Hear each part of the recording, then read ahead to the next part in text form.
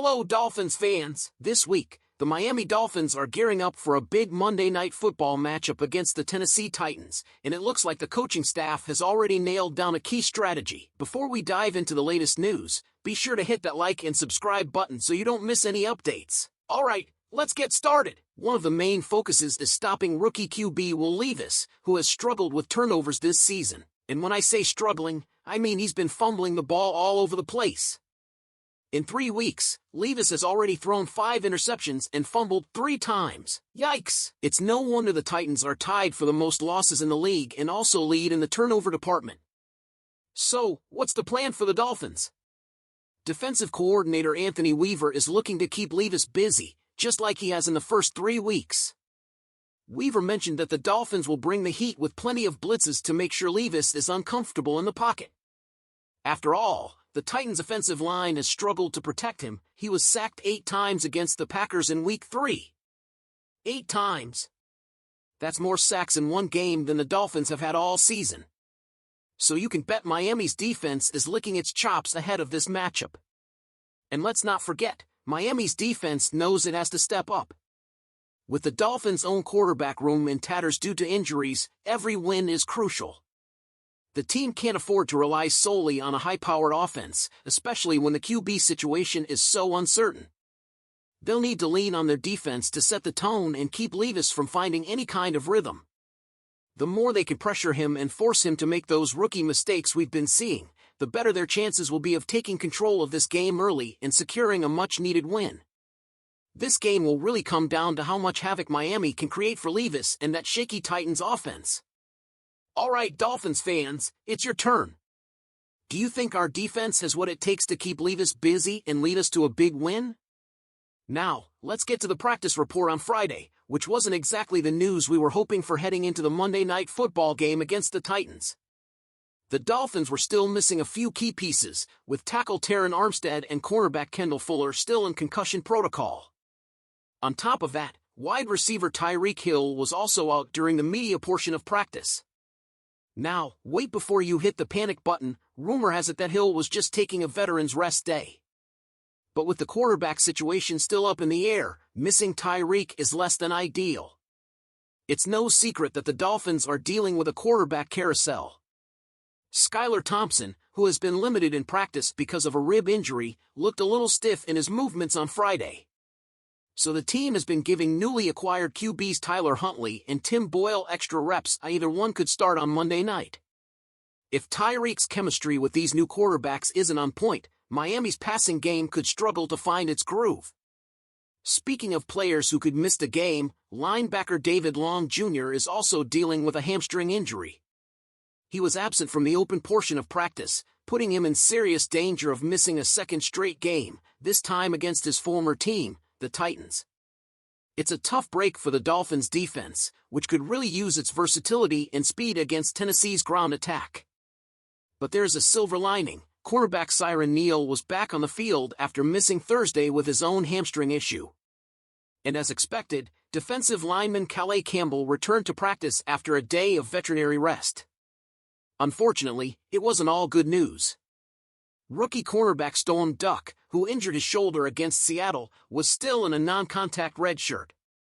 It's unclear if he'll be ready to play on Monday. Now let's talk defense. Miami defensive coordinator Anthony Weaver gave a long-awaited update on Bradley Chubb's potential return. Chubb, who tore his ACL on New Year's Eve last season, is currently on the physically unable to perform (PUP) list and could return as early as next week. But Weaver's comments didn't exactly inspire confidence. "I honestly have no idea when he'll return," Weaver said. "He's been in all of our meetings, so he certainly gives me the feeling that we'll see him at some point this year." It's not exactly the hopeful update we were hoping for, but there's a chance we could see Chubb back on the field at some point later this season. The Dolphins' pass rush has struggled without him, recording just 6 sacks through the first 3 weeks, ranking in the bottom half of the league. Compare that to last year, when Miami finished with 56 sacks, third most in the NFL, and you can see why getting Chubb back is so critical. So far, Calais Campbell, Zach Sealer, and Deshaun Hand have done their best to pick up the slack, combining for 4 of the team's 6 sacks. But if Miami wants to get back to being a dominant defensive line, they'll need Chubb's presence and playmaking ability back sooner rather than later. Alright, Dolphins fans, that's your update for today. What do you think? How concerned are you about Tyreek missing practice? Do you think Huntley or Boyle can step up and lead the offense if Skylar can't make it? What about Bradley Chubb? Will we see him sooner rather than later? Let me know what you think in the comments below. On a different note, special teams have been a sore spot for Miami this season, and part of that is due to the new kickoff rules the league implemented. Now, it's not the main reason the team is off to a 1-2 start, but these changes have definitely impacted the game. The Dolphins have already been called 5 times for illegal formation penalties in the first 3 games alone. And if you've been watching, you know these penalties are happening before the ball is even dropped or fielded. Special teams coordinator Danny Crossman spoke to the media and broke down what's causing the issues, and it all starts with veteran players having to adjust to new rules that completely mess with their instincts. That's something we talked about going into the season, Crossman explained. You have veteran players who have been used to playing a certain way for 6 or 7 years. The ball gets kicked, and you're a kickoff returner. You're so ingrained in having to get your depth and your width and whatever your drop zone is. Now, you're training your brain to think, I can't move until the ball gets caught or hits the ground. Crossman's comments highlight how difficult it can be for players to break old habits. Think about it, if you've been doing something one way your entire career, suddenly switching gears isn't exactly a walk in the park. And unfortunately for the Dolphins, the penalties have cost them crucial field position in some close games. One player who has been caught out by these changes more than others is backup linebacker and special teams contributor Anthony Walker Jr. He's been flagged for illegal formation 3 times. But to Crossman's credit, he didn't single out Walker when discussing the issue, choosing instead to talk about the challenge of adapting to the new rules as a team-wide issue. For years and years, guys have been trained to play a different way, Crossman said. With the new rules, you have to adapt, and we have to adapt faster.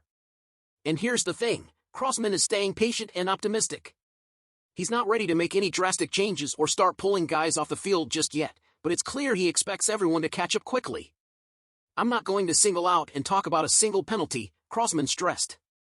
That's just the philosophy that I have and we have. The ones you don't like are the pre-snap and post-snap penalties. Those are the ones that, if flagrant by someone, are the things you're going to have a big problem with.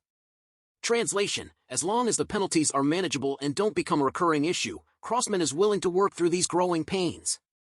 But patience won't last forever. If these flags keep flying, we could see some changes on special teams soon. So, what do you think? Should the Dolphins make adjustments, or is it just a matter of getting used to the new rules? Let me know what you think in the comments below. And as always, hit that like button and subscribe to stay up to date on all things Miami Dolphins. Fins up!